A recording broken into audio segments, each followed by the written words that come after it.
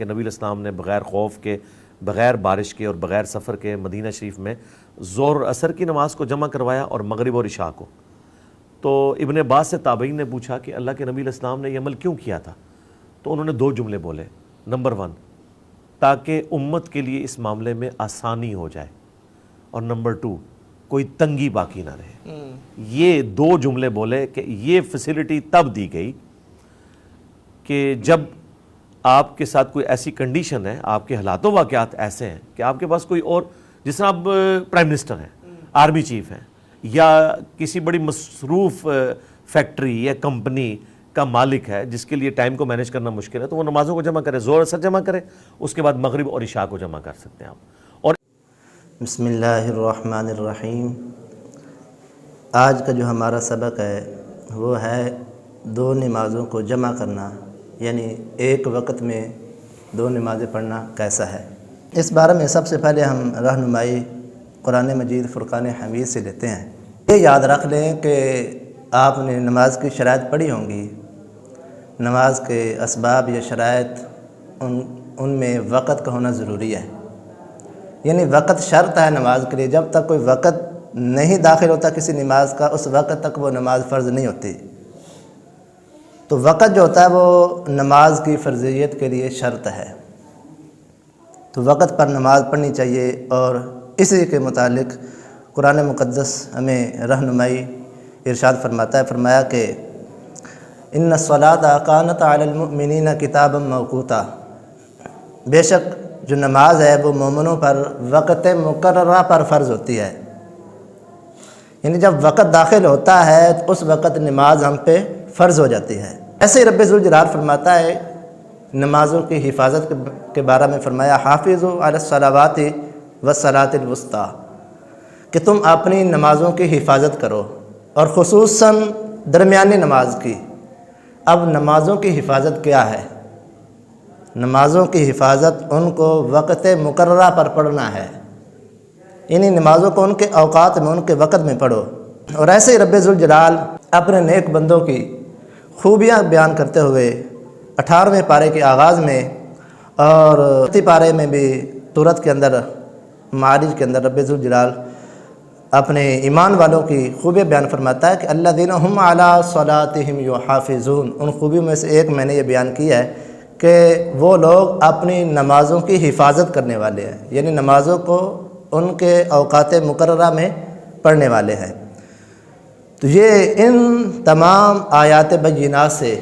پتہ چلا کہ نماز کو اس کے وقت میں پڑھنا چاہیے۔ پھر جو لوگ سستی کرتے ہیں، نمازوں کو ضائع کرتے ہیں، ان کے متعلق جو وعیدات قرآن پاک میں ہیں، رب ذوالجلال فرماتا ہے فخلف من بعدہم خلف اضاعوا الصلاۃ واتبعوا الشہوات فسوف یلقون غیا، کہ حضرات انبیاء، صحابہ کرام اور بزرگان دین، ان کے بعد کچھ ایسے نااہل لوگ آئیں گے کہ جو نمازوں کو ضائع کریں گے، خواہشات کی پیروی کریں گے، تو عن قریب ان کو جہنم کی وادی غی میں ڈالا جائے گا۔ یہاں پر اللہ پاک نے ان لوگوں کی مذمت بیان فرمائی ہے جو نمازوں کو ترک کرتے ہیں یا اپنی خواہشات کے مطابق دین کو بناتے ہیں۔ یہ بڑا آج کل مسئلہ ہے، لوگ دین کے مطابق نہیں چلتے، دین کو اپنے مطابق کرنے کی کوشش کرتے ہیں۔ فرمایا فویل للمصلین الذین ھم عن صلاتہم ساہون، سورۃ ماعون میں، کہ ہلاکت ہو ان نمازیوں کے لیے جو اپنی نمازوں میں کوتاہی کرتے ہیں، سستی کرتے ہیں۔ ان آیات کی روشنی میں ہمیں پتہ چلتا ہے کہ نماز کو وقت مقررہ پر پڑھنا چاہیے، ان میں سستی یا تاخیر جو ہے وہ نہیں کرنی چاہیے۔ اب یہ تو تھی آیات بینات جن سے ہمیں پتہ چلا کہ نماز کو اس کے وقت میں پڑھنا یہ بے حد ضروری ہے۔ اب حضرت عبداللہ ابن مسعود رضی اللہ تعالی عنہ، بخاری شریف میں یہ حدیث پاک موجود ہے، آقا صلی اللہ علیہ وسلم کی بارگاہ میں عرض کرتے ہیں یا رسول اللہ ای العمل احب الی اللہ، وہ کون سا عمل ہے جو اللہ کی بارگاہ میں سب سے زیادہ محبوب ہے؟ تو فرمایا الصلاۃ لوقتہا، نماز کو اس کے وقت میں، اس کے اوقات میں نمازوں کو پڑھنا یہ اللہ کو بہت زیادہ پسند اور محبوب ہے۔ اب اس حدیث پاک سے بھی عبداللہ بن مسعود کوئی چھوٹے موٹے ثابت نہیں، بلکہ وہ اس امت کے فقیہ ہیں، تو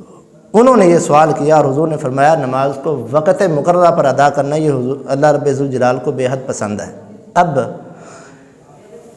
نمازوں کو جمع کرنے کا جو مسئلہ ہے، ایک کلپ مجھے سینڈ کیا گیا، جھوٹ کا پلندہ اور حدیث رسول صلی اللہ علیہ وسلم کی غلط تشریح کرنے والا اور دین کی غلط ترجمانی کرنے والا مرزا جہلمی، اس نے کہا کہ جی کوئی بات نہیں،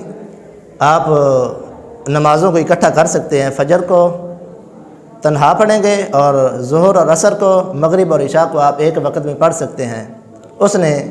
روایت پیش کی حضرت عبداللہ ابن عباس رضی اللہ تعالیٰ عنہ کی، جو باب الجمع فی الحضر،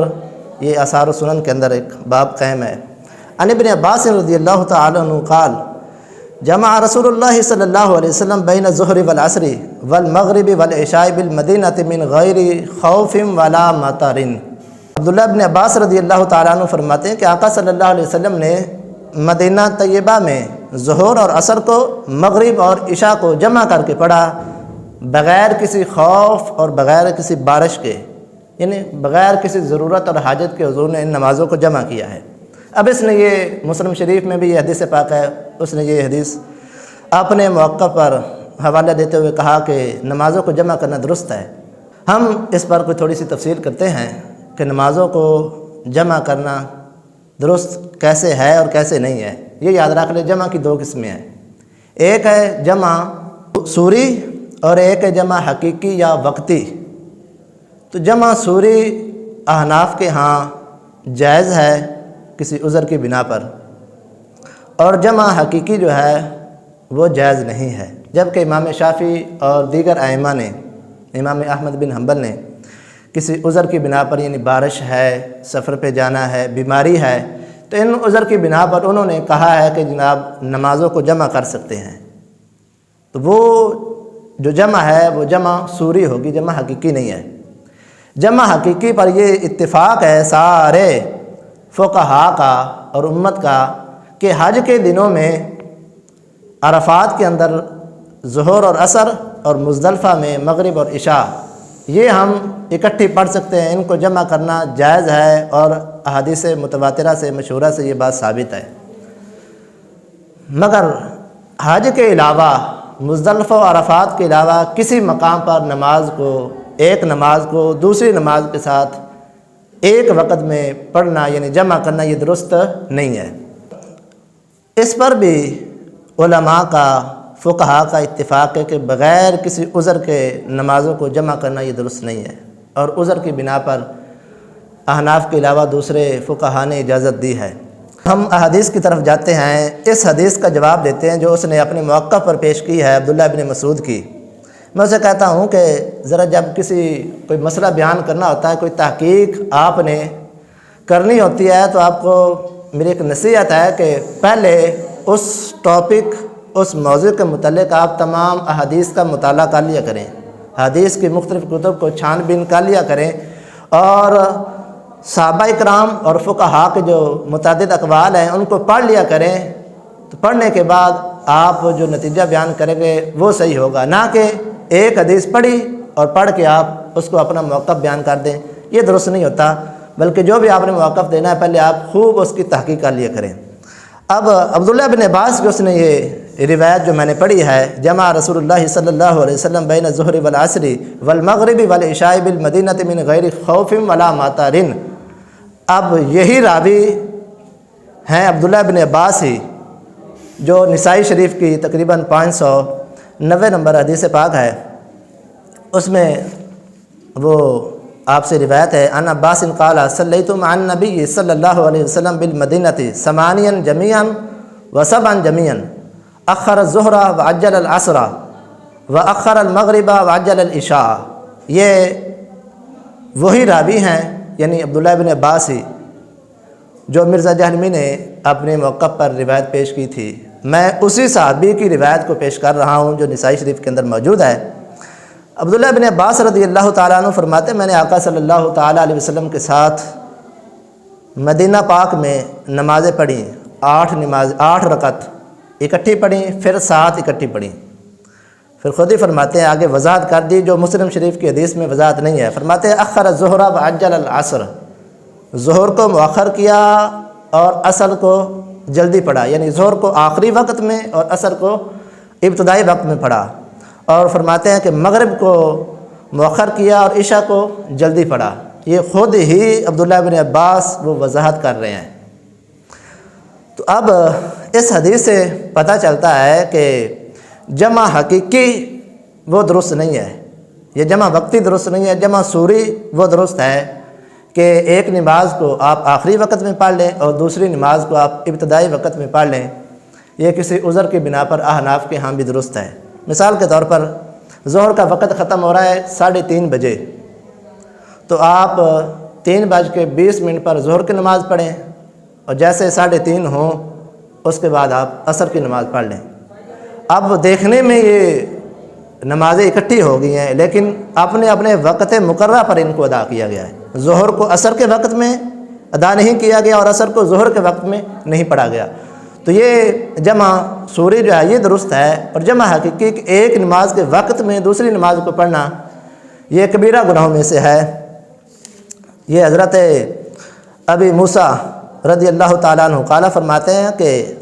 الجمع بین صلاتین من غیر عذر من القبائر، بغیر کسی عذر کے دو نمازوں کو جمع کرنا یہ کبیرہ گناہوں میں سے ہے۔ اور ان کی طرف یعنی حضرت ابو موسیٰ کی طرف جناب عمر رضی اللہ تعالیٰ عنہ نے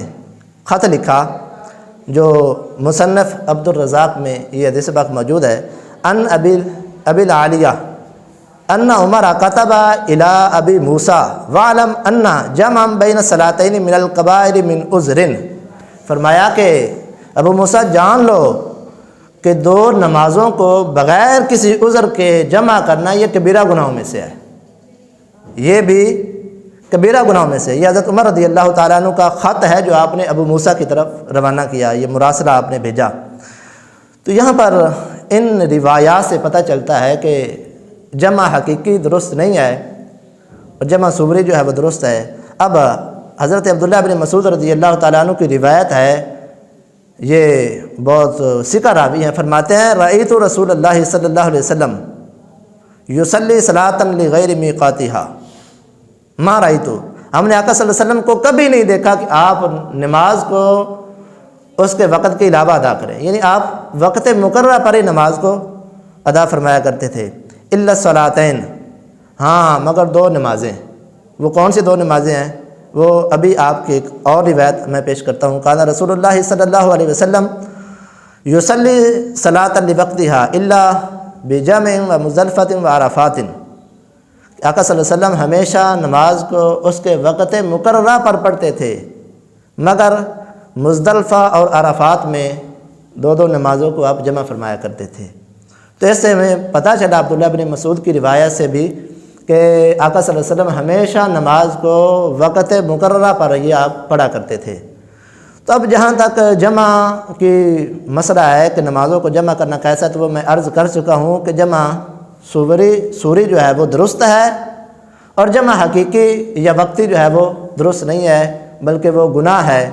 اور یہ گناہ کبیرہ ہے، اور کبیرہ گناہوں کے دروازوں میں سے ایک دروازہ ہے۔ فرمایا یہ بھی ایک حدیث کا مفہوم ہے کہ جس نے ایسا کیا اس نے گناہ کبیرہ کے دروازوں میں سے ایک دروازہ آ کے کھلا ہے۔ تو اب امام ترمذی نے اس روایت پر بحث کی ہے، کہتے جو میں نے جتنی بھی کتاب العلم میں جتنی بھی میں نے حدیث پیش کی ہیں، تو ان حدیث پر کسی نہ کسی صحابی کا، کسی نہ کسی نیک بندے کا عمل رہا ہے، مگر یہ جو حدیث ہے نا عبداللہ بن عباس والی کہ آقا صلی اللہ علیہ وسلم نے بغیر کسی عذر کے نمازوں کو جمع کیا ہے، اس پر عمل کرتے ہوئے میں نے کسی کو نہیں دیکھا۔ تو یہ یعنی اس سے پتہ چلتا ہے کہ یہ جو حدیث ہے نا یہ مجمل ہے، اور مبین حدیث جو ہیں وہ دوسری ہیں جو میں نے بیان کی ہیں۔ تو یہاں تک یہ مسئلہ تھا دونوں نمازوں کو جمع کرنا۔ اللہ پاک ہمیں دین اسلام کی صحیح معنوں میں سمجھ اور بوجھ عطا فرمائے، آمین۔ صلی اللہ تعالیٰ علی حبیب